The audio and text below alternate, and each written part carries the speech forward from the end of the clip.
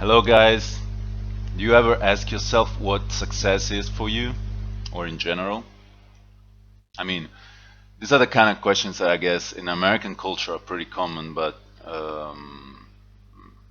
in Italian culture and in European in general, I guess it's less stressed usually in the way we grew up. By the way, today I just want to share with you some of the best quotes I found in the last book I read. It's called Conversation on Success, and it was published by Wharton, which is, by the way, the most famous and probably the first, I guess, business school in the world. The premise is this. What if you could sit down with some of the best thought leaders of today, the best thought leaders in the world? The book features six of them, and among them you find Malcolm Gladwell, the famous Canadian author who published books like Blink or The Tipping Point. Maybe you know Outliers.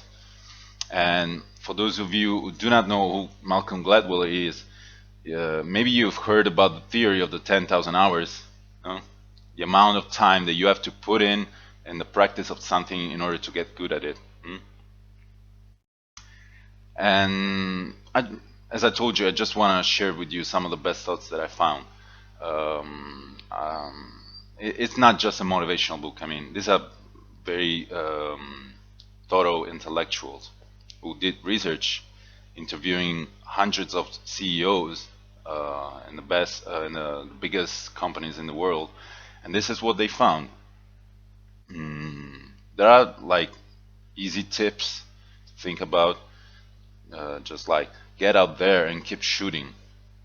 When I think about this, I think about my daily habits.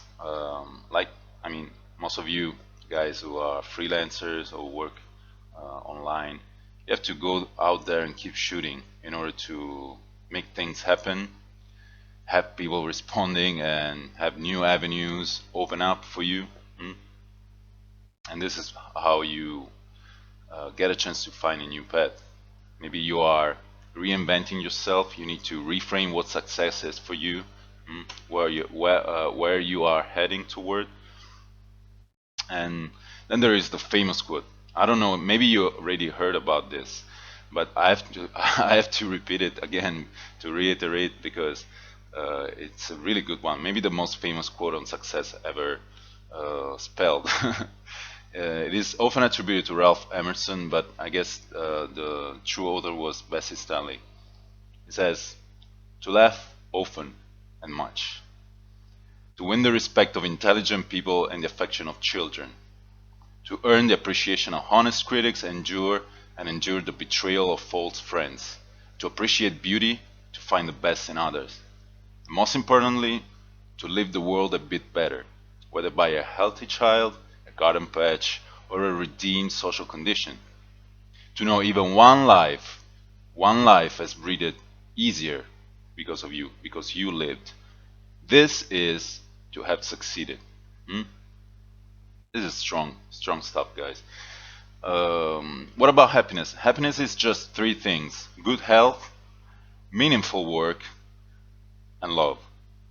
If you have that, you are happy. Pretty simple, huh? And it's kind of funny to think about that because we tend to complicate things pretty much, I guess. Each one of us, me included. Going forward, successful CEOs have five qualities in common. Those are passion and curiosity, confidence, team smarts, the ability to deal with people, motivate them, an ability to simplify complex information, to nail it down to one, two, three most important things. And lastly, but most importantly, they have fearlessness, which is defined as a bias towards action. You don't think too much about, you don't analyze too much, you don't overanalyze. You know that the results will come from action, even if you thought about it for days, months, years about a project, whatever you want to do. In order to be successful, first of all, you have to get out there and do something. Seems obvious, but it's not, I can guarantee you. Um, Other good quotes. Some people overdo the achievement side and don't remember that their own intellectual and emotional well-being and that of their families needs to be nurtured. Mm. This, by the way, is a problem when you dedicate too much of yourself to your job, to your company, to your business, and this is common sense, but not that common, I guess. Um, and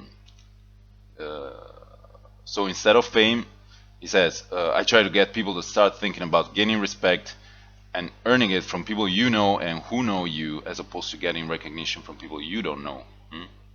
When it comes to money, I try to emphasize needs that are related to financial security for you and your family, rather than a state scorecard that counts the zeros at the end of your net worth.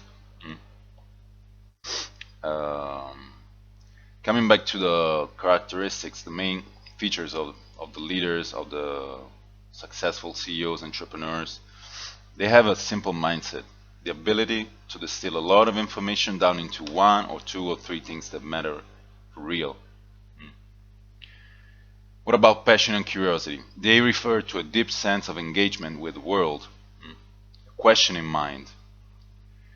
Because if you have that, you are interested in people, you are interested in things, and when you go into a situation, you're the kind of person that tries to figure out how does this work, and how can it be made to work better. I know some of these people, they're not that common. And what about confidence? Confidence is a battle hardened confidence.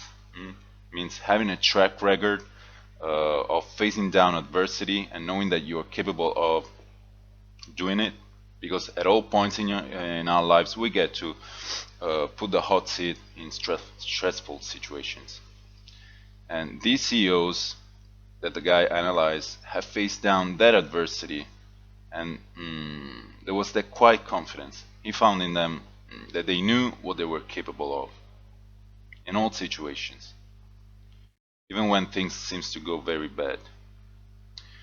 And maybe, I mean, I'm sharing these things because they don't, they didn't teach me this stuff when I was in school, or uh, not even in university, you know. So this is why reading books is it's it's a really good way to improve yourself. The best for me. And going forward, there is a very good analysis by Gladwell on and others on how great entrepreneurs are people like Richard Branson, who started off with when they were children. Uh, as children, they had maybe dyslexia or they lost a parent. Mm. And it's funny how they see this as a kind of advantage because it gives them uh, something more than average people.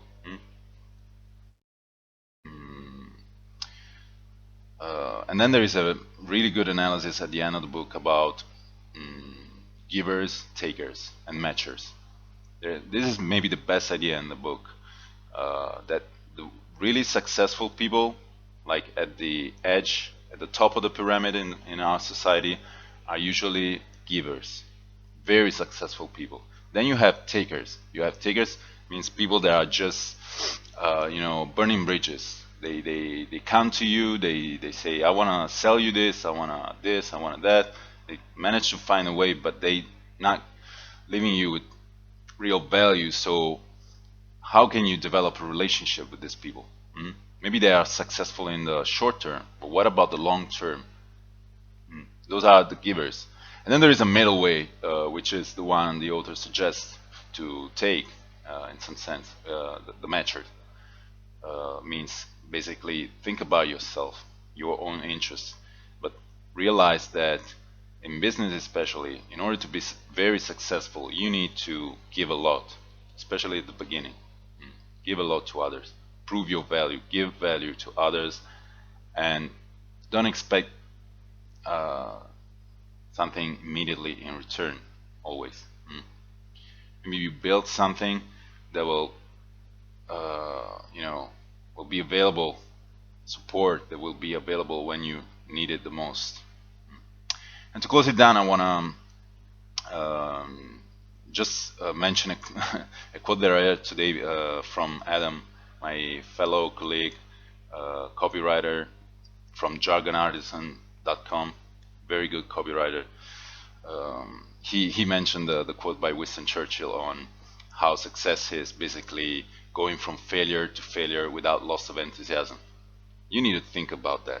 I mean, I read that quote first like 3, 4 years ago, and it's always in my mind. I mean, and it really helps to think about that when you're in the battle and you're struggling. So grab the book for just $3 on Amazon, and you find a lot more of obviously than what I just shared. And it's great. Thanks, Wharton School, for sharing this, for publishing this. See you next time, guys. Have a good day.